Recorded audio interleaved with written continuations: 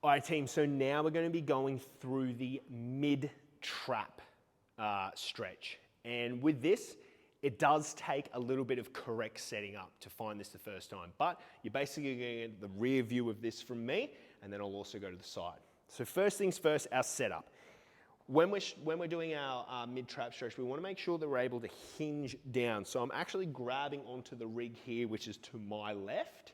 And what I'm gonna do is with the top hand, I'm gonna be pushing, and with the bottom hand, I'm gonna be grabbing. So what I wanna do is I wanna drop down into that hinge position.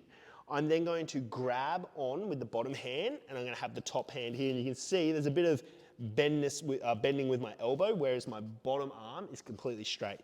From here, what I wanna do is position my hips so I'm nice and square. I'm then looking at the pole, and I'm gonna start pushing. So I'm pushing now with the top hand, and I'm just holding on with the bottom.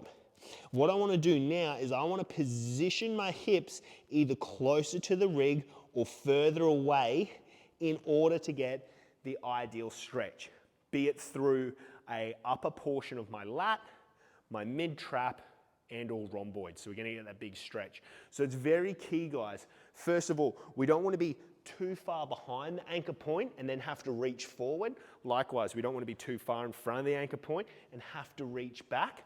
We want to be square on. So when I hip hinge, you'll see my shoulders are roughly in line with that pole. And that's the key point for setting up. Obviously, when we spin around to do the other side, always keep that top hand as pushing, bottom hand as grabbing, or sort of pulling, but you're not pulling. You're just locking on and using that as a hook.